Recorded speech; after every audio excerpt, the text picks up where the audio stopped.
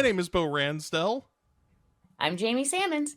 And this is What You Watchin' with Jamie and Bo. It is our first episode. When was the... Well, you're a different story. You've got a new show that still has that new podcast smell. But I haven't done a new show in forever. So this is very exciting to me. That's true.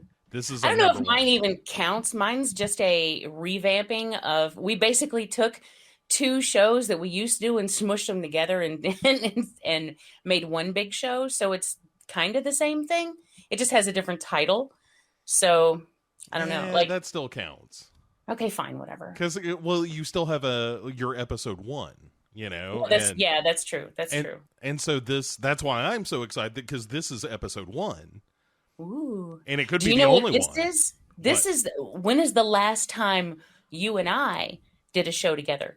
Just us. Right. Well, that's the whole point of this show, is that people stop me on the street all the time. Yeah, I'm sure. And they say, when are you going to do a show with Jamie? And I say, well, we do shows on a fairly regular basis, not all the time. And they're like, yeah, well, not with that stroke victim, though. We want.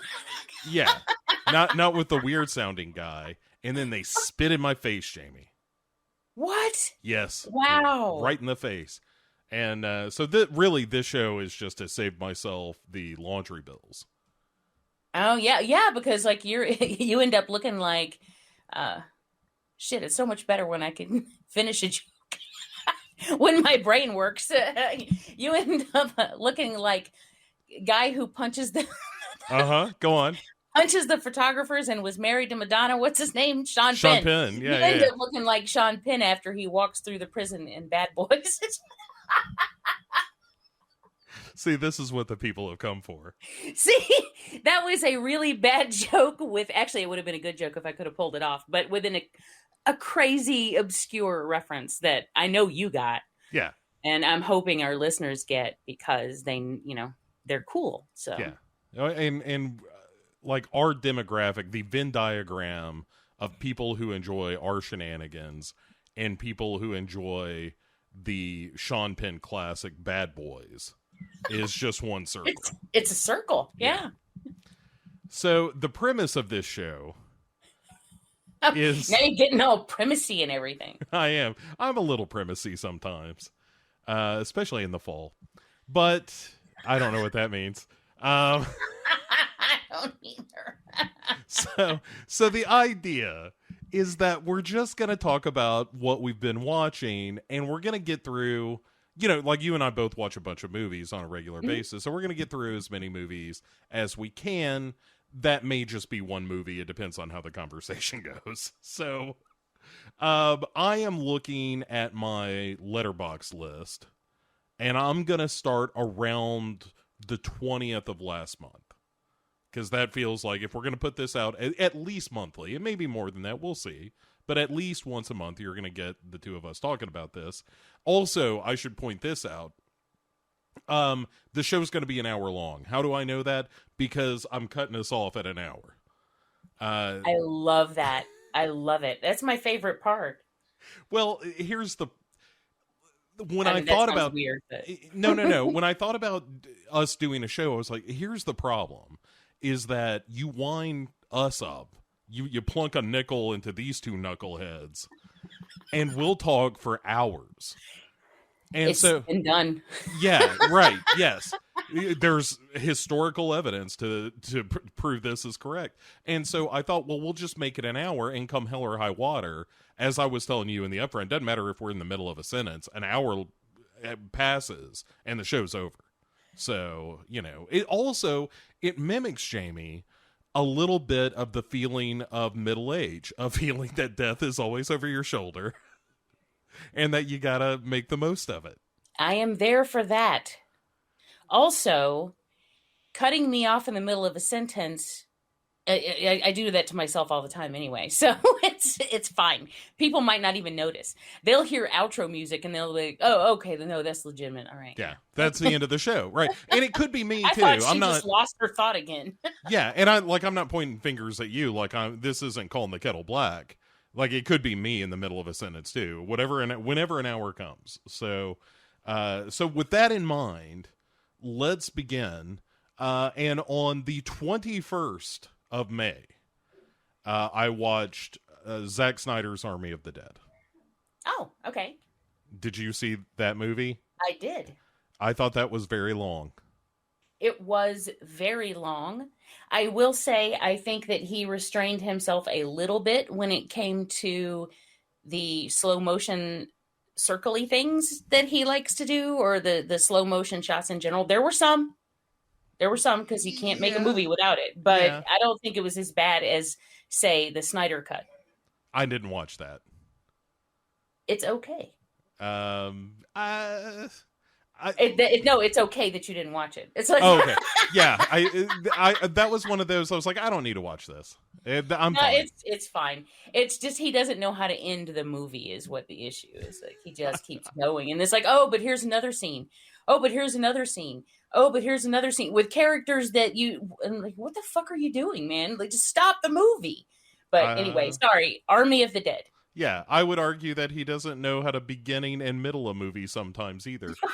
but I I come to bury Zack Snyder, not to praise him. No, I thought Army of the Dead, and I talked a little bit about this on the Duncan and Bo Come Correct show. My big problem with it was I thought all the world building, all the zombie mythology and civilization stuff was real dumb. And and when you're not bought in on that, it's like, well, then the rest of the movie is just this heist movie that isn't really a very good heist movie. And I as much as I love Dave Bautista, I felt like he was just a little too quiet. I didn't think he was very dynamic. I didn't think there were a lot of dynamic characters. Like somebody that when they showed up on screen, I thought, oh, good, I want to spend a little time with this character. There just wasn't that person in the movie for me, except for maybe Tig Notaro, who's in it for 7 minutes, you know? I just have reached the point where I feel like Zack Snyder is kind of not for me. Well, I didn't hate my time with it, but I don't see the need to revisit it. You know, the Zombie Queen, Well, I they're thought, making a bunch more. oh my God. The Zombie Queen I thought looked pretty cool, but you know what she reminded me of was the Mummy from The Mummy. The Tom Cruise Mummy. From the movie The Mummy. You may be familiar. Yeah. What was that girl's name? She was Sophia Vergara. No, not Vergara. That's the busty lady. Butella, the one from Climax. Yes. I thought she kind of looked like her, but yeah, but also like I guess she was supposed to be a former exotic dancer, and that's why she was dressed like a zombie queen. Oh, really? Or do you mean no, like? Oh, I'm asking questions because otherwise she's just a zombie queen. Maybe she was a showgirl. That's what I just said. Yeah. Well, okay. Now look, if you're in Vegas, there are both. You have what showgirls, dies in Vegas stays in and then Vegas. you have exotic dancers. And we know that Elizabeth Berkley played both roles in Showgirls. And then, there are the ones who lick the pole, and then there are the ones who, are classy, not because they do anything better, but because people pay a lot more money to see them. So what? All right, let's dig into this for a second. So this stripper economy that you're talking about. You want to go picking that scab? Is that what you... No, I'm trying to ask the questions that I feel like the audience might ask. Besides, what the hell are you talking about? Like, that one I'm assuming. I'm asking... when you say they're getting paid for no good reason other than... No, I didn't say any of those words. Well, what is the stripper hierarchy again? Okay, there's the strip club stripper that she was when she first went to Vegas. She was stripping in a strip club where she was like licking the pole and stuff. That's right. And then when she got all fancy, she went to work in a casino. Right, with Gina Gershon and had that rivalry. As a showgirl, right? Remember, because they could have had Janet, they could have had Paula, they could, because bullshit. Mm-hmm. When's the last time you saw Janet or Paula? I was going to say, when's the last time you saw Janet do a topless show? Well, that would have been Super Bowl, 2005? Oh, don't ask me a year. But anyway, she she went from being the strip club stripper to being the showgirl stripper. Uh-huh. And so therein lies the hierarchy. There really isn't one. I don't think there's, you know, much of a difference. It's just fancier costumes. And the pay, like you're getting paid much Well, more. yeah, and they're getting paid a lot more, and they have posters. Actual, just regular strippers have posters too, though. Sometimes I don't know. This is all becoming convoluted. Oh well, I'll tell you exactly what the difference is, and he said it in the movie. He said they don't come all over you. When you're a showgirl, they don't come all over you. You know, remember that? Yeah, I do. And I was thinking going into this episode. We're gonna keep it classy. No, of course not. No, I was thinking, hey, I'm curious to see if a title for the episode will present itself. And I think it has. Also, are you okay? I am. I'm just trying to keep up my 40% bargain. My 40% cackle into the deal. I got it. I honestly, I thought you had stepped on a swan. Okay, you know what's funny? No, your turn. No, okay, go ahead. I watched that movie on the 22nd. Army of the Dead? Yeah. Oh. Okay, so if I am going to then scroll... then next I watched Commando on the 20 something, the 25th. I watched Commando. I like you, JB. That's why I kill you last. I love that stupid ass movie, but yeah, it's really the mall scene in particular. I like a whole lot. I'm going to tell you right now that the majority of the films, unless it's something that we watched that's new, the majority of them are probably going to be C movies, and that's because we're in the C's of our collection. So that's why Commando. Oh, we're sailing the high seas. Yeah, there you go. Yeah. So basically, you know the story of Commando. Arnold is all kinds of Arnold and greased up and carrying giant guns. It's Alyssa Milano. Is that his daughter in that movie? Yes. Yes, okay. she is. Uh-huh. Yeah. And he never runs out of ammunition. Well, no, of course not. And if you pay attention, the belt never moves on his gun. It just is hanging there. I'm like, well, that doesn't seem realistic at all. I got the rechargeable belt. You just put it in and solar powered. I can't tell if you're doing Schwarzenegger or Lou Ferrigno. I'm absolutely... of course it's Schwarzenegger. Are you kidding me? It's practically Rich Little quality. Okay, all right. I'll throw... I'll throw one at you. I watched... I'll give you a C movie. I rewatched Creep. The Mark Duplass film. Okay, I was gonna say, is it the underground subway film or the the Peach Fuzz film? Well, I was watching it for the summer series, so that's why I rewatched it. But I do like that other Creep. I think that's quite a good horror film as well. But it was fun to go back and rewatch Creep because I'd only seen it the one time. Oh, I really like that one. Did you see the sequel? I did, and I felt kind of ambivalent about it. I didn't like it as much, but I thought it was okay. That's how I felt. I was like, this was okay, but I just like the first one so much more. But yeah, I thought it was really, really good, even on a second viewing. And especially after having seen Baghead not so long ago and that kind of thing, it's like, well, boy, these Duplass brothers, they seem to have a pretty good head on their shoulders. They make pretty good movies. Did you ever see Safety Not Guaranteed? No. That was, I believe that was them about a, geez. I'm trying to remember who the female lead in it was, and I want to say that it was Aubrey Plaza, but I may be making that up. Anyway, the premise of it is she answers an ad that's a guy saying, hey, I built a time machine and I want somebody to come help document this. And Safety Not Guaranteed comes from, hey, if you are here when I set off this time machine, I can't guarantee your safety, but I can guarantee you a great story. And so goes the movie, right? Like, and the question is he a crazy person or has he actually invented a time machine? and it's pretty good. It's a pretty good movie. Well, then I should see that to answer that question. That has nothing to do with Creep, No. but Well, Dupas. yeah, Kinda. yeah, but yeah. Anyway, I saw Creep. What about you? Good stuff. All right. Yeah. Next up, it's actually two, but they go together, and you'll see why. We did a guest spot on Cinema Attack where we talked about the Night Stalker and the Night Strangler. Great movies. Yeah, absolutely, and done by one of, well, not the first one. He only produced the first one, but Dan Curtis directed the second one, and then Robert Cobert did the music. And I love when Dan Curtis and Robert Cobert get together. Also, Richard Matheson script, which is, you put those three together, and I am a happy camper. Yeah, I love Dan Curtis stuff in general. Yes.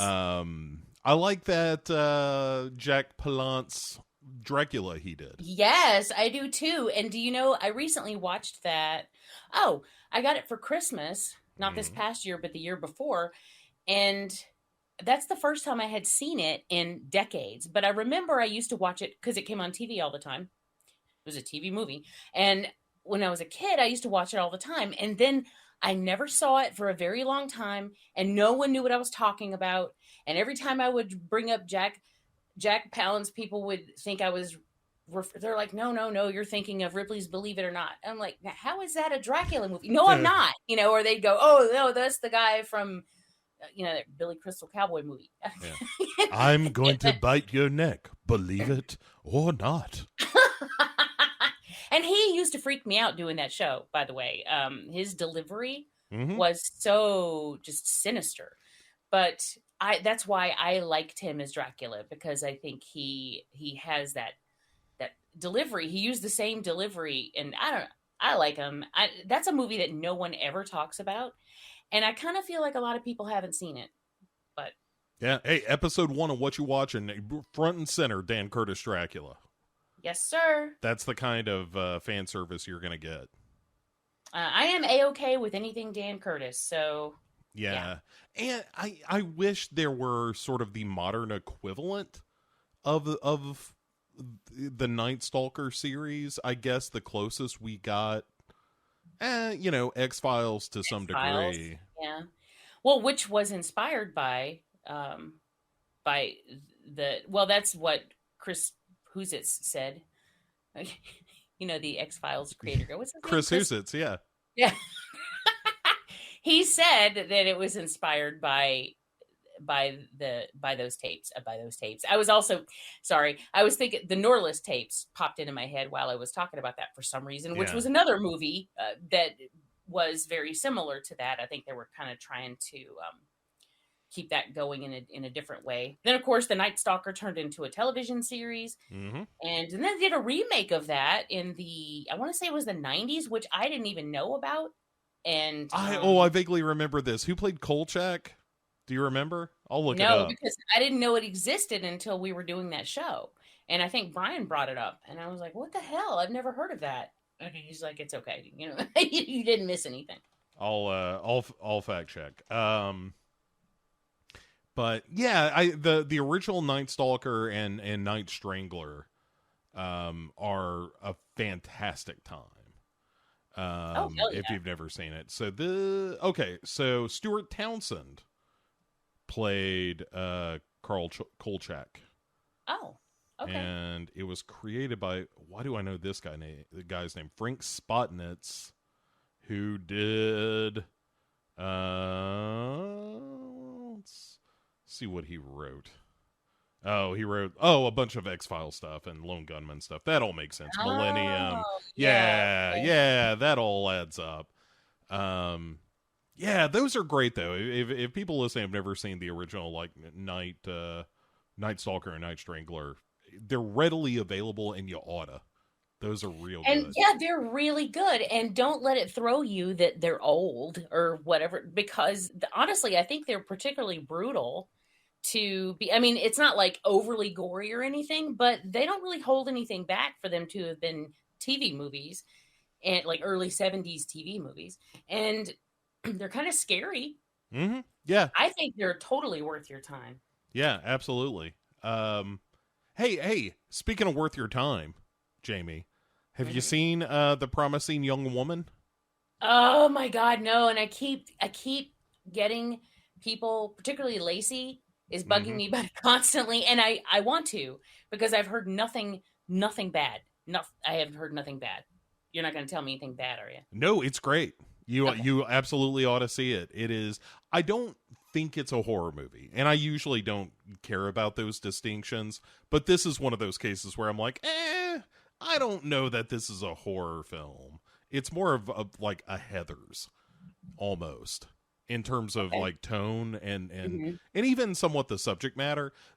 Super interesting. Carrie Mulligan is just breathtakingly good in it, and it's got a fantastic leukemia joke, and those are hard to come by.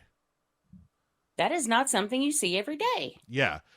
Bo Burnham, he just did that Netflix special that everybody was talking about. Yes. He is the romantic interest in the movie, and he is very good. Okay.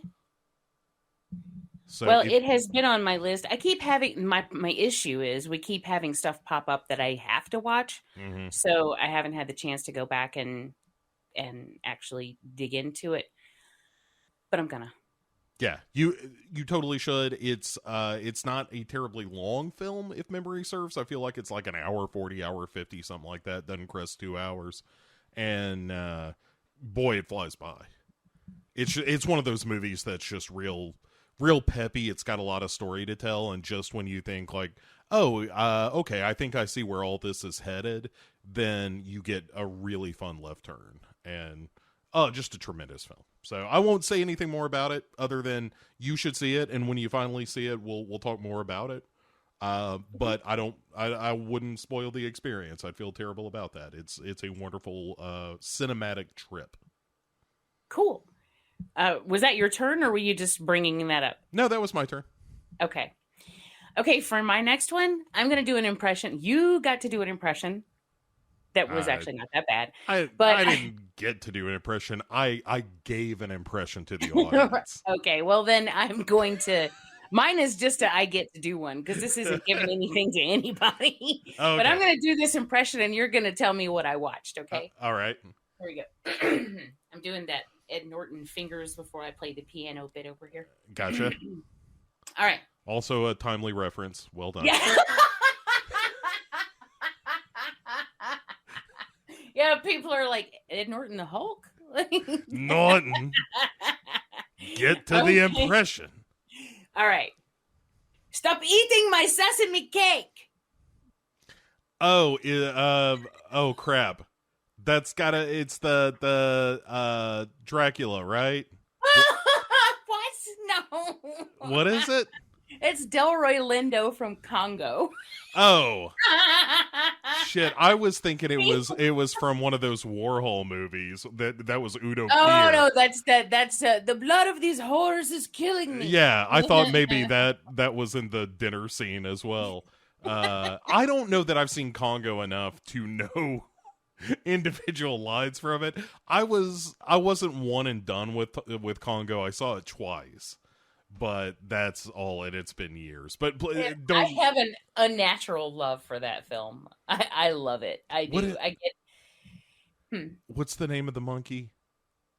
Amy. Amy. Yeah, Amy, good gorilla. Amy. that's Amy talks stupid. It's a talking gorilla. What more? Like, I'm not going to come at her for her diction.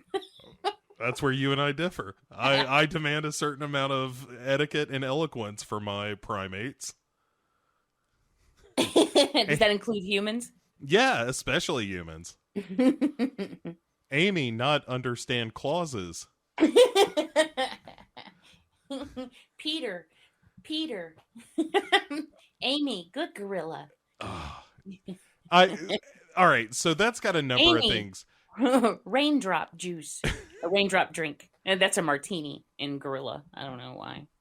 Raindrop drink. What were you going to say? So Congo has a lot of things going for it, and on paper, I should love that movie a lot. It's got Yeah. Tim Curry, Yes. uh, just chewing scenery, which is great. He's the one eating the sesame cake that gets yelled at by Delroy Lindo. Yeah, it's got Delroy Lindo, and that's never bad. It's got a bunch of suicidal monkeys at the end, which is also Leaping into lava. one of the dumbest things in the movie, where it's just like, oh, I guess they're all just gonna jump into lava now. Yay for us! We really saw. Yeah, those apes have protected that city for like 1,000 years or whatever, and then here comes a volcano, and they're like, I guess it's time to end it. Right. Well, their ancestors protected that temple. You don't think they had a couple of teenage white apes in there that were like, Well, you know what? How about we just leave? Like, I don't want to do the same thing my dad did. it was like Rumspringa. Right. White ape Rumspringa, where they go out and terrorize the countryside and shit. Like, take all those laser crystals with them and spin. It was called the city of Zinj, but I almost called it the city of Minge. And this is this is the conversation that went on in my head. I was like, yeah, they protected the city of Minge. No, Minge, that's not right. The city of Zinj. City of Minge. That'd be a good name for a strip club. But not one of the good ones. And that's no, not one of the fancy ones. It's one of the lick of the pole ones. Yeah. You got your lick the pole strip clubs like the Lost City of Minge.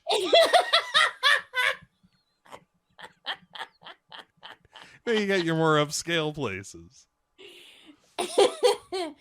Whew, okay, so what's your Oh, all right, I got one for you.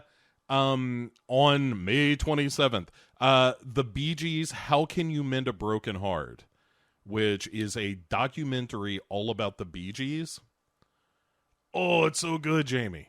Is that new? Yeah, it came out last year. Oh, man, I have got to watch that. I love the Bee Gees. It's so fascinating. Like, because it goes from when they were kind of a prog rock band before you ever heard of them, and they broke up and got back together and weren't a disco group until disco was almost dead.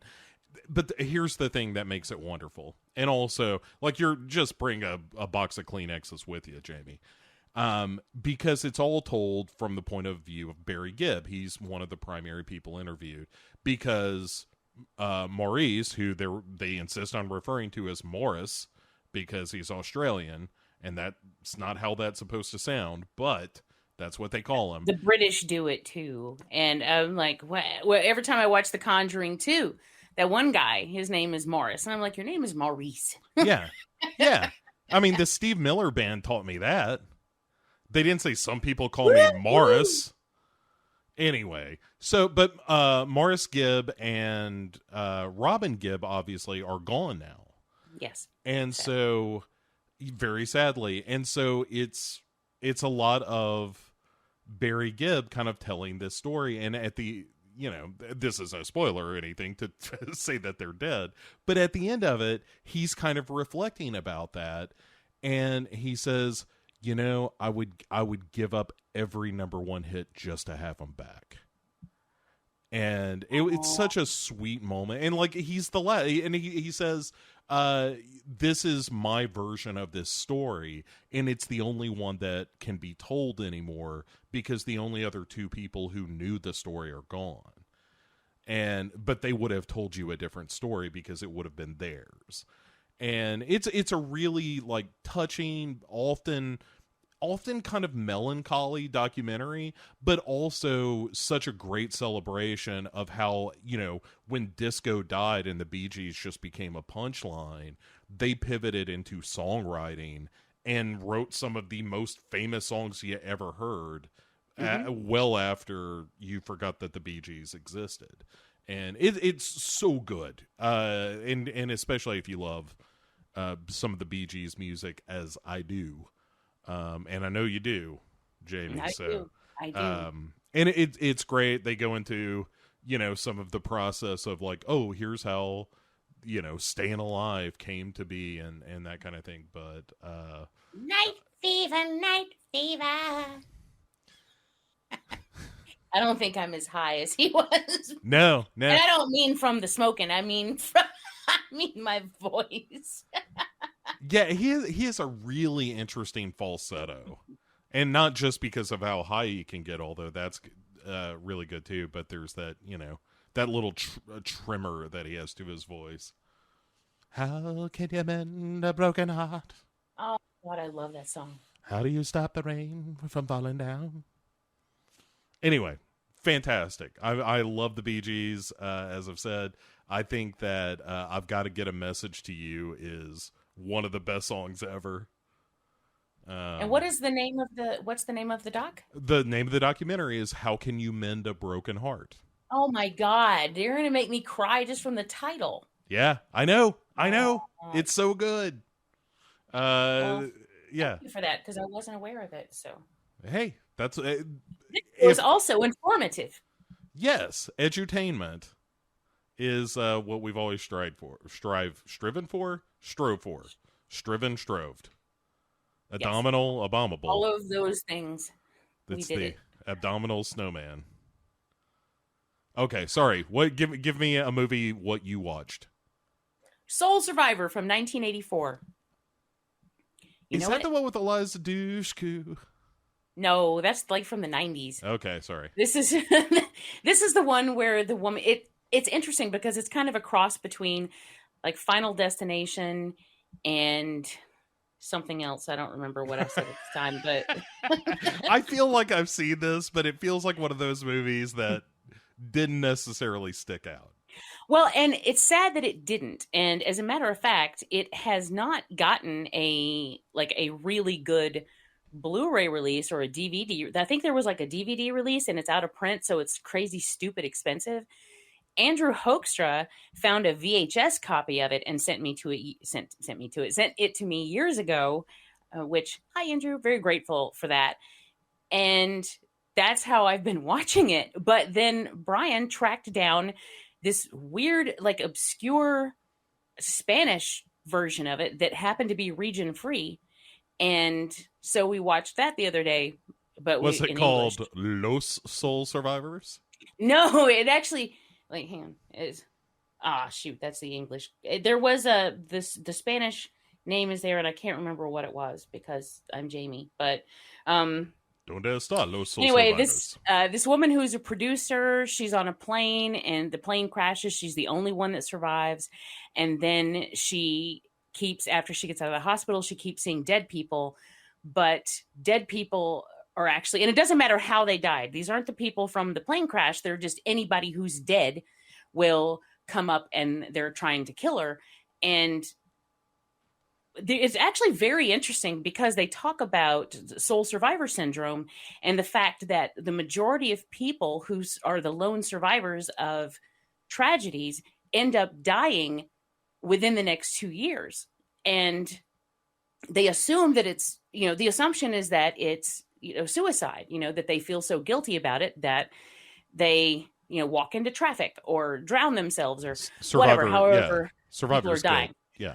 So the conceit here is that it's not them doing it themselves, but that death is basically coming back around to get them, kind of like Final Destination.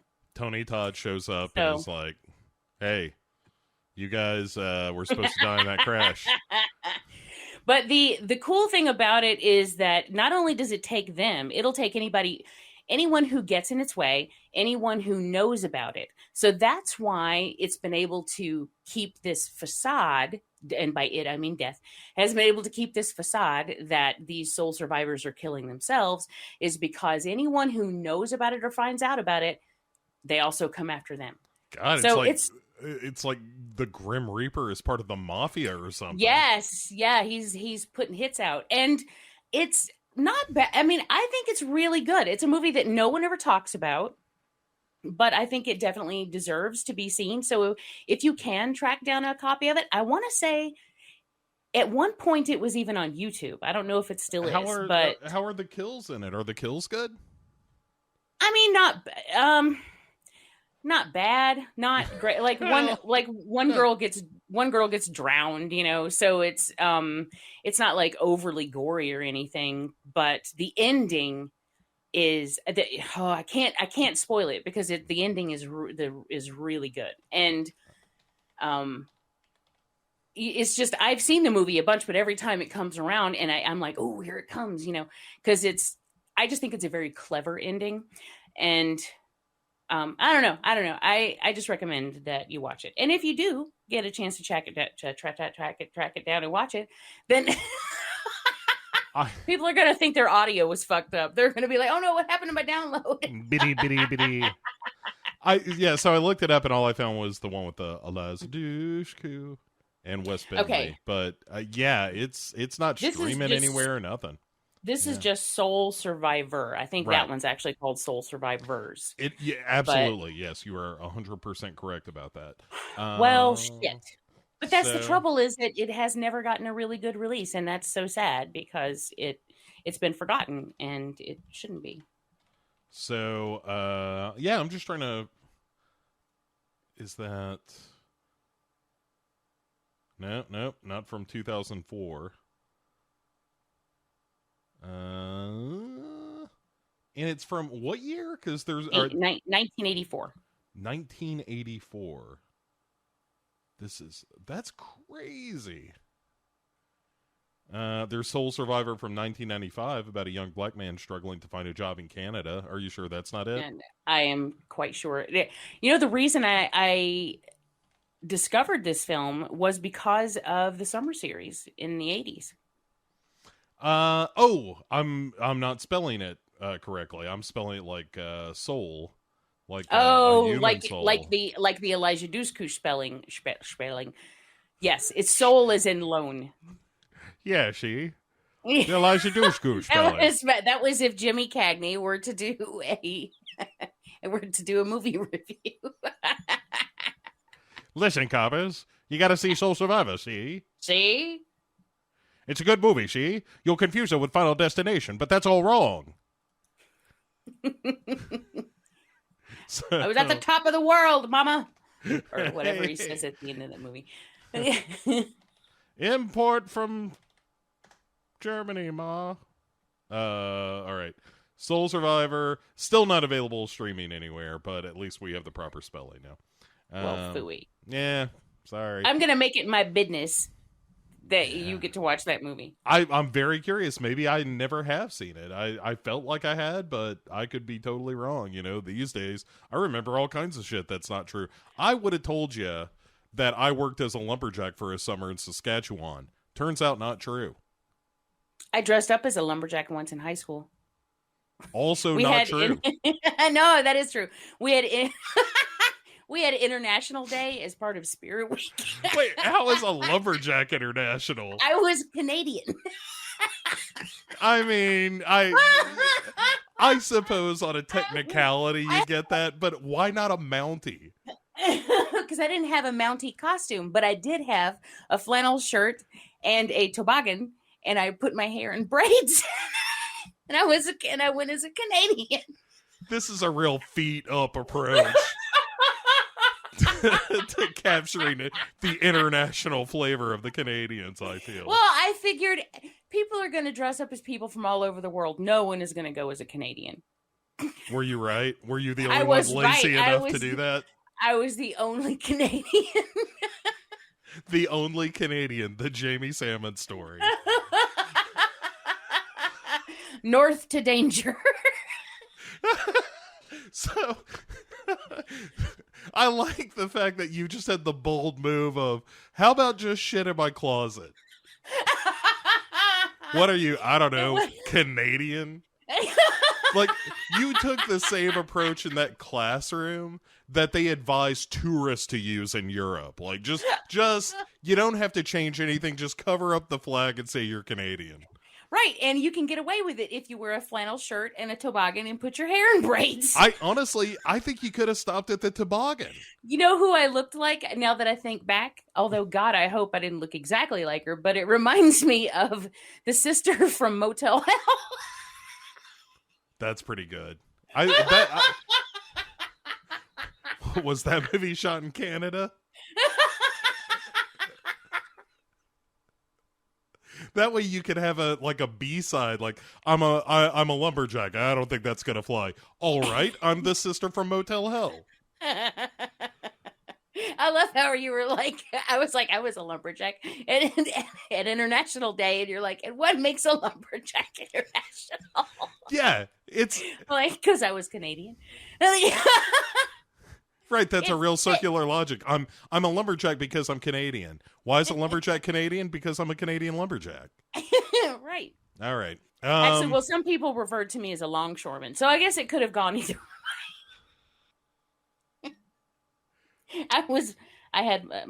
Well, it depends on the season as to what I was doing. You know, those are seasonal jobs. Was your teacher drunk? No, they actually thought it was very clever of me. Yeah, well, I'll leave it. That's Georgia education for you.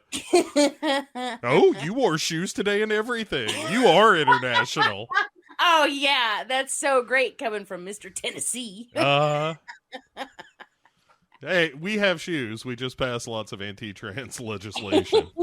It's a really, it's just more cruel. That's like us watching the news, and every time something comes up, and of course, it's like, if it's not from Florida, Georgia's next in line, and Brian's like, yay, Georgia. I'm like, shut up. I'm not there anymore. There's nothing I can do about it. And not all that much you can do when you're here, it turns out. It turns out. I've made a lot of angry phone calls. No one seems to care. All right, I'll give you a movie. This comes from the good people at Shudder. And I saw the movie Caveat, which is, I think it landed on Shudder just a few weeks ago. Shit, that is no lie my next movie. That's so funny. Oh, well. Shall we chat about Caveat? Let's do it. So I thought Caveat wasn't perfect by any stretch, but I thought it was genuinely creepy, and that goes a long way with me. I totally agree. First of all, I want that rabbit. Yeah, I definitely want that rabbit. And then when you find out what you find out at the end, that end with when the guy comes back to the house and he's down in the basement. I'm not going to be too spoilery, but you know what I mean. Yeah. And you think it's one thing, and he thinks it's the same thing you think it is, and then you realize, oh shit, it's not that, it's the other thing. Yeah. And then he's like, and then he realizes that, and then he's like, oh shit, that is amazing. I loved it. I like the fact that someone in the production design or makeup crew clearly watched Black Sabbath a lot and was like, what if that? And, that just gross rictus of death. Yes. And, oh my goodness, it like, I felt like I was a little bit ahead of the movie, and I don't think it ends in as satisfying a way as I would like. And I'm kind of talking specifically about the last few shots of the movie, No, I agree with that. I wish there were a little bit more resolution there, especially with the daughter. That said, it still creeped me out. And well, I'll tell you, because I expressed how I had wished there had been more at the end with the daughter, and Brian's response to that was, "Bitch shot me twice with a crossbow. She's lucky she's still alive." I mean, that's not wrong. And I like the fact that there was this kind of begrudging moment of like, I'm just gonna take this dog and go. Is that cool? I love that he took the dog. Well, yeah, I mean, and obviously that thematically, that makes the idea of liberation and escaping and all that stuff. Sure. But I do like that moment of like, yeah, so we cool? And she's like, no, we're a far fucking sight from cool. No, I mean, us. Are we cool? Yeah. What are you going to do with this guy? I'm going to get... Anyway. I know, it all fits. Yeah, so... but yeah, Caveat is... it's not like a modern classic or nothing, but for a horror fan, it's like, why haven't you watched Caveat yet? Like, turn off the lights and get under the blanket and let Caveat I'll tell you this, it's going to make my list likely this year. I thought it was effective enough for that. I mean, we'll we'll see what the year brings, Jamie. But Well, there's still half a year left, so you're right. But it reminded me of when he took the job, which first of all, he gets there and then he's like, what is this? And he's like, this is the house. It's on an island. You didn't tell me it was on an island. Well, I told you it was inaccessible. And he's like, okay. So then he's like, well, all right. He goes. Well, then he's like, okay, well, my sister, she's a little bit crazy. So like, just kind of avoid her. Like, fucking what? And then here, put on this harness. What the fuck are you doing? And then he just goes along with it. It reminds me of, did I ever tell you the story about when I went to my friend Keith's house for Christmas? I don't think. I want you to tell this story, but before you do that, let me just say 14 minutes. Go on now. Okay. No. I get it. It's real fast. So this friend of mine, I was home. I mean, I couldn't go home for Christmas one year because I was working. So Christmas Day, my roommate, Keith, was like, hey, why don't you go with my family and me? We're going up to the mountain because his family owns a mountain like in South Carolina. He's like, we're going to drive up to the mountain and visit my grandma. And I was like, okay, so yeah, I'll go. So he's like, well, a couple things before we go. And I'm like, okay. And he said, don't make eye contact with my sister. Mm-hmm. And I was like, what does that mean? And he's like, well, she's a little off. He's like, so if she starts to stare at you, just don't take it personally, but also don't make eye contact. And I'm like, well, is she dangerous? And he's like, no, not really. I mean, what? Yeah, when there's that pause of like, is she dangerous? No. I mean, no, not. No. He's like, my grandma lives at the top of the hill. Halfway down the mountain is her twin sister and her drunk husband. Now, the twin sister won't be there on Christmas because Thanksgiving, my grandmother and her got into a fight over who was going to take home the leftovers, and they ended up wrestling in the garden and throwing punches. So the sister's not going to be there Christmas Day. And I'm like, okay. So then we go up the mountain. We get there. The grandmother answers the door. Here comes the stepfather, and he comes wheeling around the corner, and he doesn't have any legs. And I was like, you didn't tell me that he didn't have any legs. And he's like, this is the same setting when like evil Cooper shows up in that third season of Twin Peaks. You're describing the cast of characters that he walks into. But I'm telling you, this is real life fucking Southern Gothic is what I'm telling you. And it turns out apparently the twin sister of the grandmother, also the cousin has to go down there and switch out the light bulbs all the time because when the uncle gets drunk, the twin sister will beat him with a broom, and she always knocks out the light in the bedroom when she does it. Sure, by accident. Yeah. So, I mean, especially these days with the LED lights, that's expensive. Yeah. So I get in there, and the grandmother, who's very nice, and she has all these chihuahuas. She's got like 17 chihuahuas running around, and I'm not exaggerating. She's very nice, but she invites us into the kitchen. So we go into the kitchen, and she's like, hey, and Keith's like, let's go out on the back porch. And I want to show you what the mountain looks like, and I'm like, okay, that'll be nice. So we're walking out to the back porch, and his grandmother hollers from the kitchen, y'all don't mind that box of dead puppies who are waiting for the thaw. And I was like, what? So on their back porch is a cardboard box with dead puppies in it because they're waiting for the thaw so they can bury them. Are the puppies themselves frozen then? Yes. This is that's why they're keeping them out back, because they'll stay frozen, and they didn't want to put them in the freezer. That would be crazy. I mean, this just sounds like a Hieronymus Bosch painting. And then I left out a whole bunch of stuff about his parents, but that's the gist of my Christmas. If anybody wants to hear the full story, they can always contact me later because it will take longer than that. But anyway, when we were watching Caveat and he's talking about his sister, I had a little bit of a flashback. Yeah, the way that, people have flashbacks to Vietnam and, the Gulf War. Also, if you ever go visit them on that mountain, they better know you're coming. You can't just go wandering around the mountain because the drunk uncle sits on the porch and cracks off shots at people that he doesn't recognize. Sure. And so I was like, oh, well, I'll be okay because I'm with you. And Keith is like, no, they don't like me. And I'm like, oh, okay. You see, because he was gay. So these people had issue with him because he was gay. And I'm like, you're the normal one.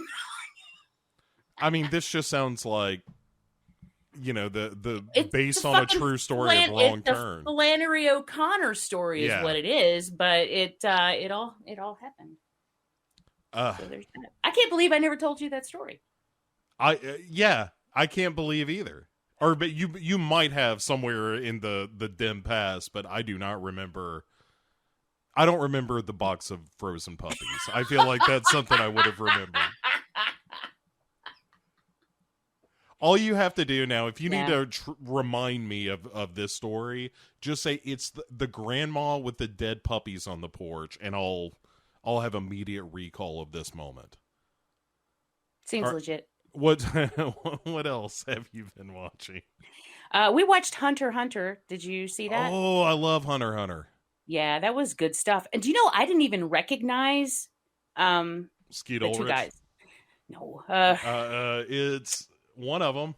One guy from Sin City, the son, the not the yellow, not was it the yellow bastard? Yeah, I think it was. Can't remember his name.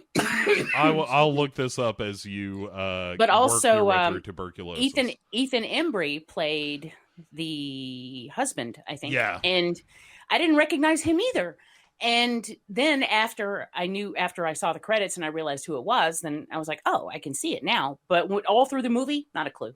Devon Sawa. I was way off. Nick Stahl was the dude that they find. Devon Sawa is the dad. Yeah. And I don't know where I got Ethan Embry from, but I just like him, so maybe that's why. But just wishful thinking sometimes. But that's real good. That's real good.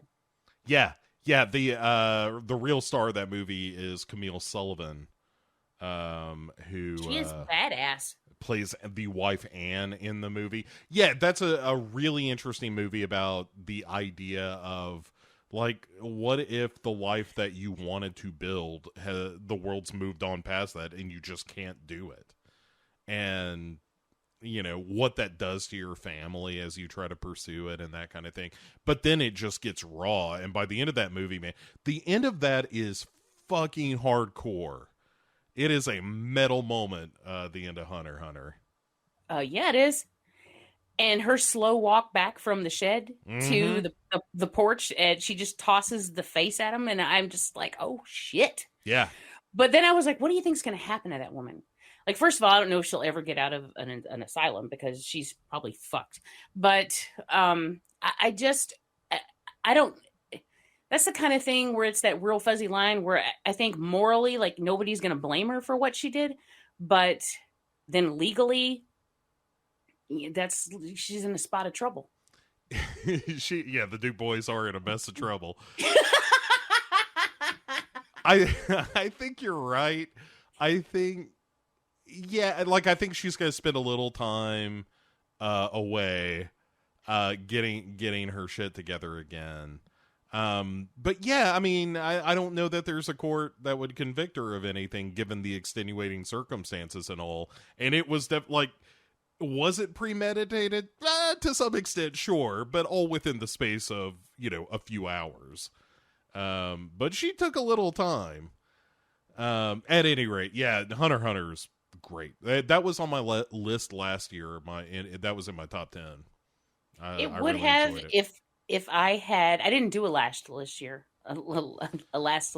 Fucking me. A list last year because I wasn't podcasting at the end of the year. So somebody had too many martinis, it sounds like. You know me. That's just how I roll. I know. I just like saying too many and martinis. People are getting this shit. I'm assuming that there's no editing. No. It's 1 hour. This is raw. So people, they don't often hear that, because when I do my show, I edit the shit out of myself. Yeah, now this is but see, this is what I also kind of wanted out of it is not just the mistakes. I don't mean that. You're trying to expose me. That's what it is. Yeah, it's my expose. This is my finding Nexium that I'm putting together here. Only it's finding Jamie. No, but we've known each other for a long time, so I want it to be a situation where we just, we kind of talk off the cuff and if we go down an alleyway and talk about weird dumb shit or something more serious or whatever, that it's just an hour of us talking about whatever. And this is and this is actually a very solid cross section of conversations that we just have. Yeah, oh, for sure. Yeah. I mean, this is what we do. Yeah. We're running out of time, but I want to give you one more movie if I may. Do. Okay, because I know how you like the werewolves. I do. And there is a movie that you can find on Tubi called I Am Lisa that is almost a great werewolf movie. But I feel like I've heard of that. I've never seen it. It's a little too cheap, and the performances are a little too B grade to kind of get the movie over the hump to being like legitimately good. But it's also kind of interesting. And there's some like all right, so there's like montage sequences that almost like out of a superhero movie where this girl's like, okay, well, what are my werewolf powers? And it's like, I totally want to see this movie, but I want to see this done like 0.8 times better. But I feel like you ought to watch it because for sure. It's a werewolf movie, and there's enough in it that I think you might enjoy it. So, well, I'll definitely check it out. I'm an easy mark, you know that. I know how you like the werewolves, the lichens, if you will. And so anyway, I wanted to make sure I had a special note to mention that movie to you so I wouldn't forget it. We got a couple of minutes left. Anything you wanna shout out before we put this one in the books? You mean like pimp wise or like anything? 3 minutes.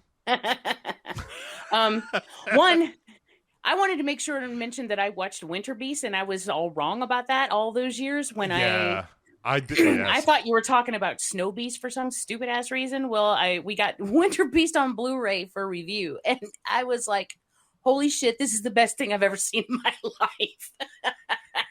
Yeah. So that's awesome. And then other than that, now just check out my new show, Horror in the House of Salmons. It's all over. Excellent. Winter Beast is the best. I'm so glad that you finally saw it, and I dare you to at some point just sit down and write the plot of that movie down. I don't think they did that. No one did. But I had a blast just looking at the different hairstyles in the same scene, you know. Yeah, the mustache links and everything, all that stuff is real fun. The real secret star of that movie is the dude, the owner of the lodge that wears the mask and dances with the corpses. And sings Johnny's Too Long at the Fair. Yeah. Whatever that song is, it's horrifying. Anyway, so hey, that's it. That's our first episode. Everyone, thank you for listening. And I hope you guys had as much fun as we did. Yeah, and so we'll be back in, a month or less to have another round of what we've been watching. I made it through almost all of May. No, I got to the beginning of June on my list, in fairness. So nice. Yeah. And so by the time we talk next time, I'll have like 3,000 movies to talk about. And all of them will be pornography. Sweet. Yeah. That will be the lost city of Minge. All right. With only 57 seconds left to go, thanks everyone for listening. We'll